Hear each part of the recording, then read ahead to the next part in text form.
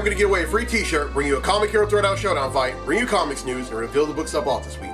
How y'all doing? I'm Victor, and you are watching the Comic Hero Show. Now kick that intro!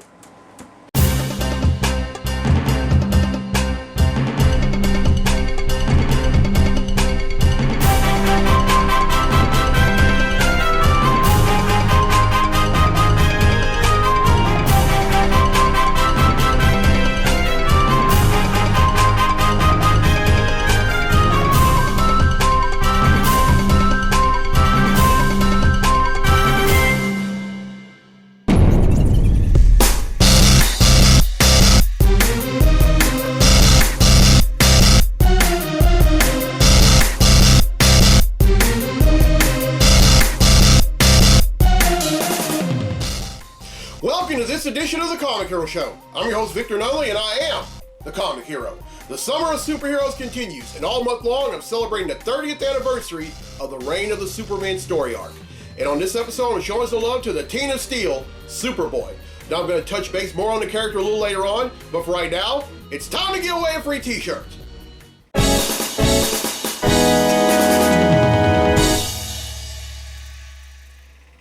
Alright, on last week's episode, I asked, what does Superman's S on his costume stand for in Kryptonian? Well, the correct answer is hope.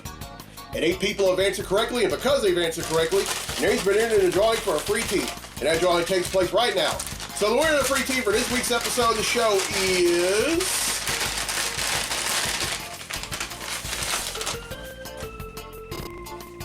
Michaela Cordova from Monroe, Louisiana. So congratulations, Michaela.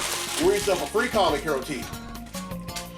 Alright, now usually I would ask the new question, but I'm doing 2 episodes this week. I mean, if you watch the this video that I did on YouTube and then throughout social media, I'm doing 2 episodes this week, and I'm doing this in an effort to get back on track in terms of doing the show. Because in the past, I would always do episodes on Wednesdays, and I want to get back to doing that. So I'm going to hold off asking the free tea question of the week until Wednesday. Alright, now D'Angelo Blue from Warren, Ohio has requested a Comic Hero Throwdown Showdown fight, and this one features 2 characters, one for the comics and one for the video games, and one is living and one is undead. Representing DC, we have Solomon Grundy, and representing Altered Beast, we have Centurion. These 2 are going to duke it out in a segment I like to call... The Comic Hero Throwdown Showdown. Welcome to the Comic Hero Throwdown Showdown. Today, it's Solomon Grundy versus Centurion. Solomon Grundy possesses superhuman strength, stamina and durability, regeneration, and immortality.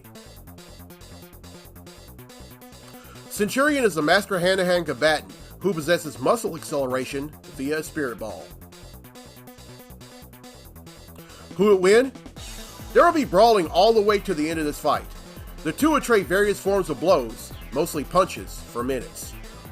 Centurion, being annoyed at the fact that none of his attacks leave a dent on Grundy, will use the spirit ball to gain an unspeakable level of muscle mass. However, doing this causes him to have a mild heart attack. Grundy then asks, "Your heart hurt. Grundy, help." Grundy then ends the fight by punching a hole in Centurion's chest, ripping it out and stomping on it. Solomon Grundy wins, and that concludes this fight on the Comic Hero Throwdown Showdown. Thank you, D'Angelo Blue, for that fight. I hope y'all enjoyed it, and I'll have another one for episode 453. Now, if you want to make a request, you're more than welcome to do so. Just remember, I have rules, and the first rule is that at least one comic book character or manga character can be involved in a fight. And the second rule, they can go up against any other comic book or manga character, a video game character, or a series-minded cartoon character like Optimus Prime, Voltron, Lion-O, anyone like that. And then make sure that your request makes sense. It really wouldn't make a lot of sense for, J. Jonah Jameson to go up against the Shaggy Man. That would make a great argument, though. All right, now it's time for Comically Speaking. So without further ado, let's talk comics.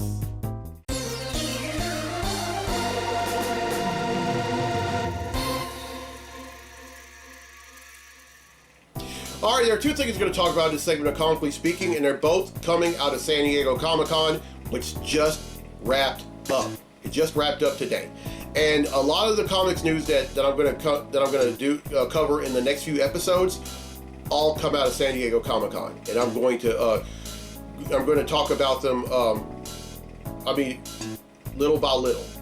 But here's the one that really garnered my attention. Now, to talk about this, I would have to go back to the pages of The Amazing Spider-Man. Now, there was a story arc that explained the whole precipice with the current volume of The Amazing Spider-Man, and it has to do mostly with Spider-Man, Mary Jane Watson, and a character calling himself the Emissary. Well, to make a long story short, the Emissary at first thought if he killed Spider-Man, then he would become a god. But then later on, he came to the realization that if he killed Mary Jane Watson, he would become a god. So he ends up coming to the 616 Earth, comes to New York, and does so with the sole purpose of this. And Kamala Khan, aka Ms. Marvel, ends up joining the fray. And long story short, she shapeshifted into Mary Jane Watson. The Emissary thought that was her. He ends up stabbing her and killing her. But the only good thing that came out of that was the fact that the deities that were going to anoint the Emissary a god end up killing him because it wasn't Mary Jane. And that brings me to my next subject. Now she's coming back. And she's going to come, but here's the crazy thing. She's coming back to Marvel Comics real soon during the Fall of X as a mutant. Now, you're probably wondering, how is that happening? Well, I honestly believe Cyclops has something to do with it. Deductive reasoning tells me that. Well, anyway, you're probably wondering, how is that possible? Well, a few years ago, younger versions of the X-Men end up coming to the present-day Marvel Universe, and they spend a lot of time there. And during that time, the younger version of Cyclops becomes a member of the Champions, which is also a team that Ms. Marvel was on, along with the Miles Morales Spider-Man and Viv Vision. And they became very good friends. And also, at the end of X-Men number 23, Cyclops is informed of Kamala's death, and he doesn't take it well at all. So, deductive reasoning tells me that more than likely, he is going to get a hold of Kamala's body, bring it back to Krakoa to be resurrected. And that sets up a brand new series coming to Marvel called Ms. Marvel, the New Mutant. Now, say what you will, but I'm all in for this. I don't have the poker chips, but y'all best believe I'm all in it. I'm all in for it, so yeah. All right, now the second thing is that it's been revealed by writer David Papozzi of a brand new Punisher coming to Marvel Comics. And this character is Joe Garrison, and he's a retired S.H.I.E.L.D. Black Ops agent.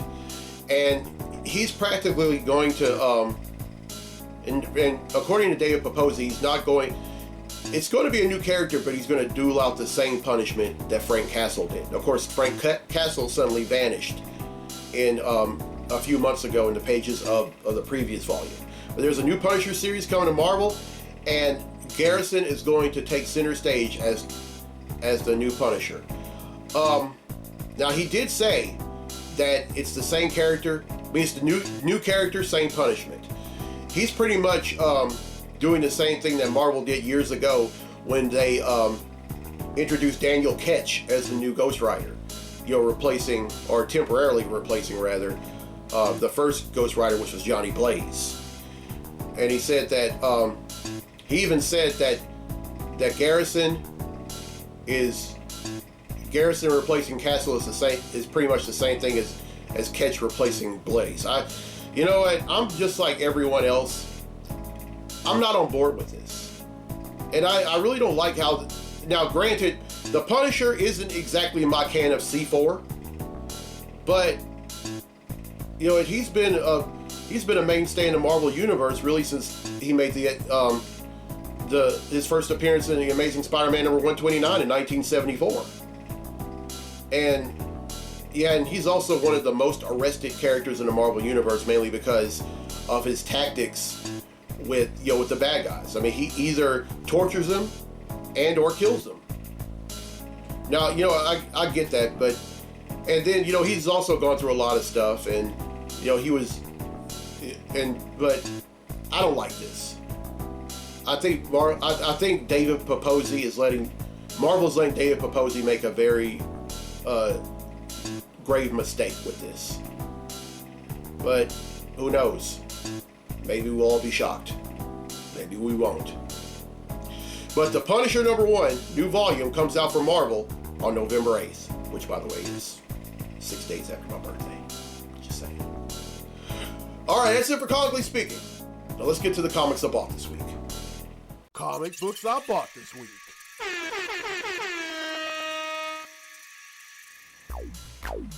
All right, here we go.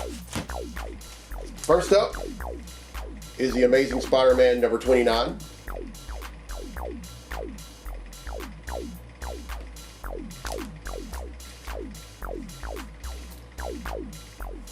Batman Incorporated #10.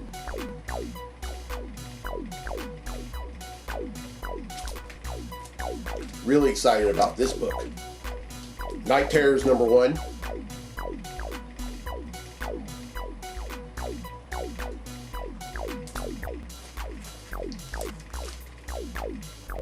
Night Terrors The Flash #1. Oh, by the way, these are all miniseries within the miniseries.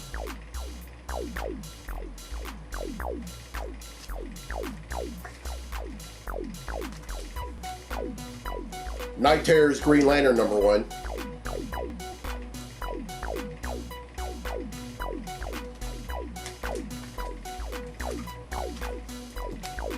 Night Terrors Robin #1.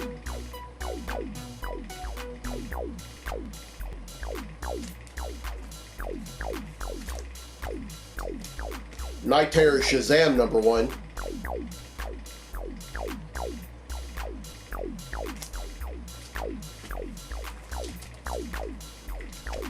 Night Terrors Zatanna #1.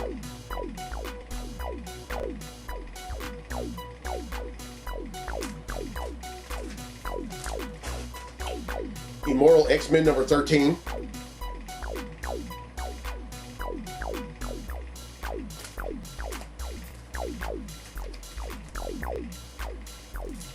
Miles Morales Spider-Man #8.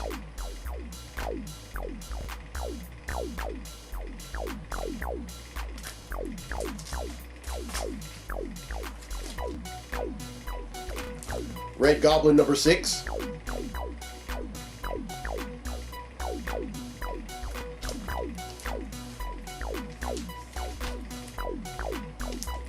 Scarlet Witch #6.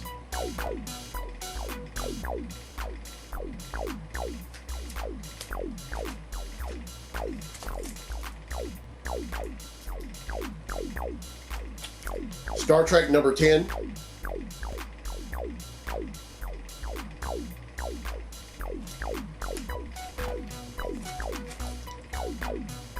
Superman Lost #5.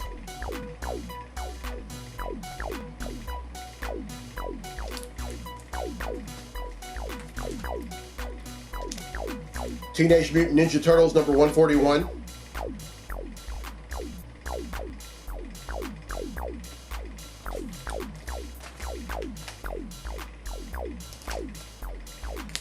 Teenage Mutant Ninja Turtles Annual 2023.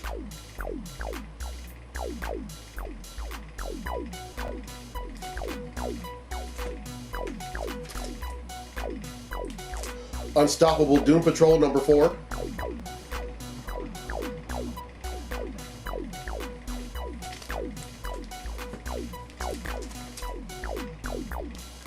Wildcats #9.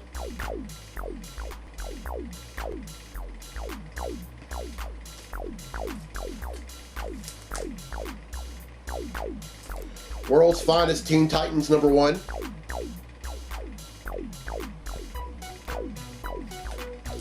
And finally, X-Force #42.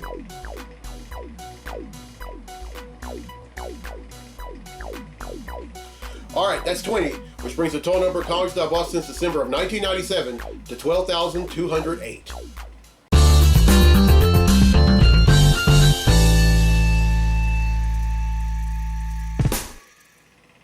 All right, well, I hope y'all enjoyed this week's episode, and congratulations to Michaela Cordova from Monroe, Louisiana, who won a free tea on this week's episode. Now, keep in mind, on this episode, I'm not going to reveal the free tea question of the week. I'm going to wait 3 days, and then when I do episode 452, which is a Wednesday, as I'm doing this, it's Sunday. So when I do episode 452, it'll be Wednesday. So it may either be Wednesday, Thursday, or Friday before you even watch that episode. But stay tuned for that. I'm going to have another question, and it's going to be Superman related. All right. Now, Superboy was created by Carl Kessel and Tom Grummett, and he made his first appearance in the Adventures of Superman number 500 in 1993. Now, he was created at Cadmus Labs, and he was created with both Superman's DNA and Lex Luthor's DNA. However, it would be years until Superboy finally found out that the other donor of the DNA was Lex Luthor. And along the way, in addition to him being a Superman-related character and a supporting character at that point, and also even having his own book, he's also been a founding member of Young Justice, the original team from 1998, and then from 2003 until 2011, he was a member of the Teen Titans. Now, along the way, he's also died in Infinite Crisis, but don't worry, he came back in Final Crisis a few years later, and he's one of my favorite characters. And here's another interesting thing about Superboy, because he has Superman's DNA. Because he has Superman's DNA, he also has Superman's powers, but he also has an additional power, and that power is tactile telekinesis. Now you're probably wondering what is tactile telekinesis. That's when you can touch something and telepathically cause it to fall apart or disintegrate. So there you go. All right, now here's the road ahead on the show. Now, as I said, in about 3 days, I'm going to do episode 452, and of course, at the beginning, I said that I was going to do this as a means of being back on track with the show, because I want to start back doing it on Wednesdays. And so I'm going to show some love to the resurrected Superman, and I'm also going to wear a Superman black comic hero tee. I mean, a comic hero tee that's in tribute of the black costume that he wore when he came back from the dead. Oh, and also, this is a Superboy comic hero tee. And if you would like one, you can find them on my website, IamTheComicHero.com, for $17. And now I was going to do a mystery pop-up segment on this episode before the month was out, but I'm going to save that for a later time. It'll probably be sometime in the month of August before I do it. And speaking of August 18th through the 20th, meet me at the Shreveport Convention Center, site of GeekCon. GeekCon is the only Comic-Con in North Louisiana. It's 3 days. We're having some great guests. Some of the guests are actor Brandon Routh. You may know him as Superman in both Superman Returns and Crisis on Infinite Earths. And he's also starred in Scott Pilgrim vs. the World, and was also in the cast of DC's Legends of Tomorrow as the Ray Palmer Atom. And then also, Jay and Silent Bob themselves, Jason Mewes and Kevin Smith, will be at GeekCon. And then for all you Dallas Cowboy fans out there, and football fans in general, former Dallas Cowboy Bob Lilly will be there as well. Now, you're probably wondering, is GeekCon going to be affected by the current writers and actor strikes? The answer, for the most part, is no. Now, there's going to be a few minor things, but they're not going to affect GeekCon at all. So if you're still planning on coming, then still come. I mean, or as Loretta Lynn would say, y'all come. I mean, it's going to be fun, and again, it's the only Comic-Con in North Louisiana, and it's always a great time. And I'm very, very, very, very, very blessed to be a vendor there again, and I'm going to be there all 3 days. So, and I'm also going to be selling comic hero tees. I'm going to be selling comic hero cups, hats, prints and an invention from my very own mom, Comic Hero Charcoal Soap. And it was a big hit at GeekCon when I did it back in 2021, and there's no doubt that I'm going to sell a lot of them again. So, again, y'all come.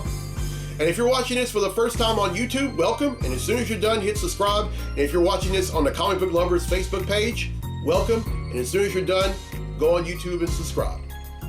All right, I'm Victor Nunley. I'm the Comic Hero. I'll see you in a few days for episode 452.